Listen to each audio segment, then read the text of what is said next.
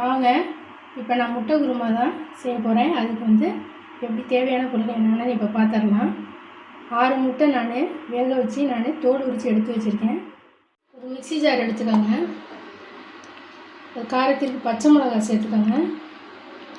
இப்போ 6 முட்டை, அதுக்கு தகுந்த அளவு ஒரு 5 பேர் சாப்பிட்ற அளவுக்கு நான் முட்டையை எடுத்துருக்கேன். அந்த அளவுக்கு தான் நான் குருமா செய்ய போகிறேன். இப்போ அதுக்கு தகுந்த அளவு காரம் வந்து பச்சை மிளகாய் மட்டும்தான் இதில் சேர்க்க போகிறேன். கூடவே பார்த்தீங்கன்னா சின்ன வெங்காயம் சேர்த்துக்கோங்க. ஒரு கைப்பிடி அளவுக்கு சின்ன வெங்காயம் சேர்த்துக்கோங்க. கொத்தமல்லி தழை ஒரு கைப்பிடி அளவுக்கு அதையும் சேர்த்துக்கோங்க.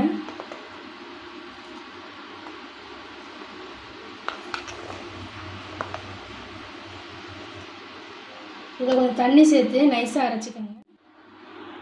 ஒரு அரை மூடி தேங்காய், ஒரு ஸ்பூன் சோம்பு, ஒரு 10 பார்த்தீங்கன்னா ஒரு முந்திரி பருப்பு சுடுதண்ணியில் நான் ஊற வச்சு ஒரு 10 நிமிஷம் எடுத்து வச்சுருக்கேன். இதையும் வந்து மிக்ஸி ஜாரில் சேர்த்து நைஸாக அரைச்சிக்கோங்க. இப்போ ரெண்டையும் பார்த்தீங்கன்னா நான் அரைச்சி நைஸாக எடுத்து வச்சுருக்கேன். இப்போ இது கூட 2 தக்காளி அதே மாதிரி கட் பண்ணி வச்சுக்கோங்க.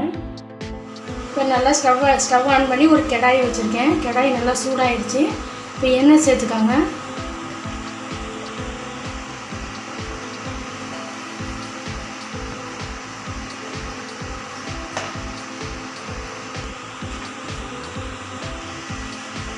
எண்ணெய் காஞ்ச பிறகு ஒரு 3 பட்டை,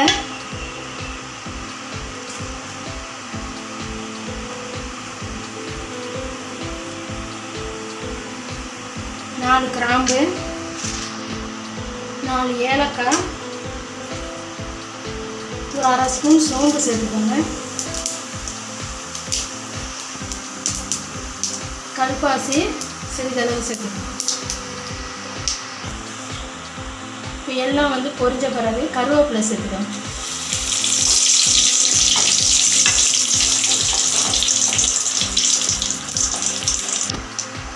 இஞ்சி பூண்டு பேஸ்ட் ஒரு ஸ்பூன் சேர்த்துக்கோங்க.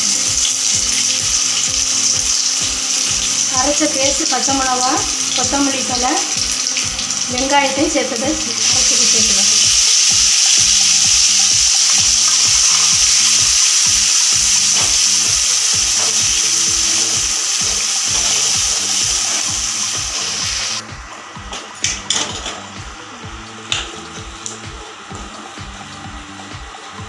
பச்சை சுமல் போகிற அளவுக்கு நல்லா வந்து இதை வதக்கிக்கங்க.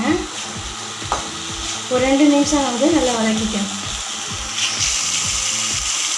எண்ணெய் பிரிஞ்சு வர அளவுக்கு நல்லா வதக்கிட்டேன் பாருங்கள்.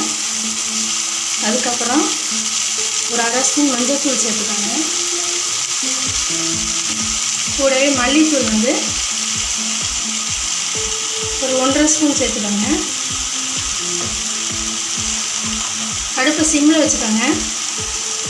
சிக்கன் மசாலா ஒரு 2 ஸ்பூன், இந்த ஸ்பூனில் சின்ன ஸ்பூனில் தான் ஒரு 2 ஸ்பூன் நான் சேர்த்துருக்கேன். இப்போ இதுக்கு தேவையான அளவு உப்பு சேர்த்துக்கலாம்.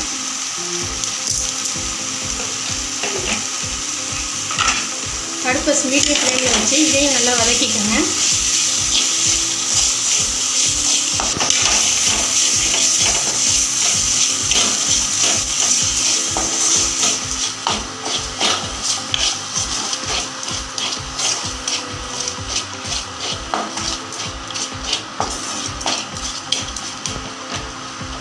இப்போ மசாலாலாம் நல்லா வதங்கிருச்சு. கட் பண்ண தக்காளியும் சேர்த்துக்கோங்க.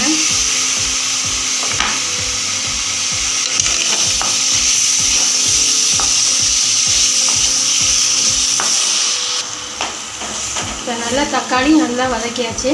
இப்போ தண்ணி சேர்த்துக்கலாம்.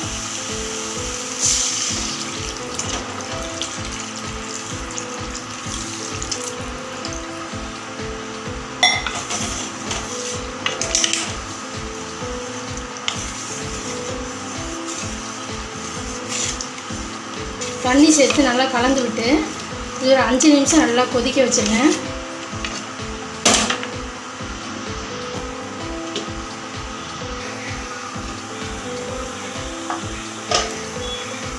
இப்போ நல்லா கொதித்து ஒரு 10 நிமிஷம் நல்லா கொதித்து நல்லா வாசமாக இருக்குது. அடுத்து பார்த்திங்கன்னா தேங்காய் விழுது வந்து இதோட சேர்த்துக்கோங்க. தண்ணி கலந்து சேர்த்துக்கோங்க.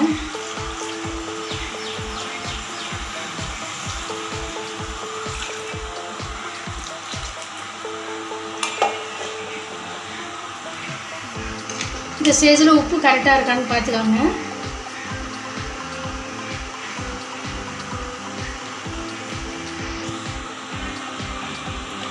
இப்போ தேங்காய் சேர்த்து இது ஒரு நல்லா 7 to 8 நிமிஷம் நல்லா வந்து கொதிக்கணும். மூடி வச்சுக்கோங்க.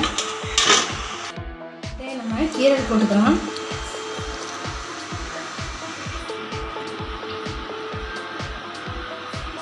இந்த மாதிரி நீல வாக்கில் எல்லா முட்டையும் வந்து கீறி வச்சுக்கோங்க.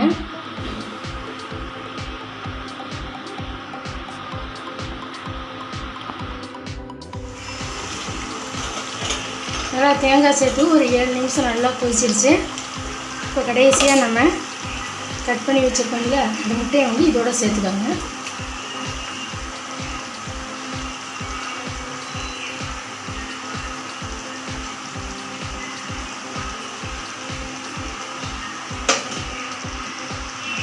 இந்த மசாலா பார்த்திங்கன்னா இந்த குழம்போட மசாலா இந்த முட்டையில் கொஞ்சம் இறங்குறணும். அதனால் ஒரு 2 நிமிஷம் நல்லா மூடி வச்சுக்காங்க. கடைசியாக கொத்தமல்லி தழை சேர்த்து அடுப்பை ஆஃப் பண்ணிடுங்க. ஒரு ருசியான டேஸ்ட்டான முட்டை குருமா ரெடி ஆகிடுச்சு பாருங்கள். இது வந்து நான், சப்பாத்தி, இட்லி, தோசை, பரோட்டா எல்லாத்துக்குமே வந்து சூப்பராக இருக்கும். கண்டிப்பாக நீங்கள் இதை ட்ரை பண்ணி பாருங்கள். செஞ்சு பார்த்துட்டு எப்படி வந்துச்சுன்னு ஃபீட்பேக்கில் கமெண்ட் போடுங்க. இந்த வீடியோ கொஞ்சம் லைக் பண்ணுங்கள். நம்ம சேனலுக்கு சப்ஸ்கிரைப் பண்ணுங்கள். தேங்க்யூ.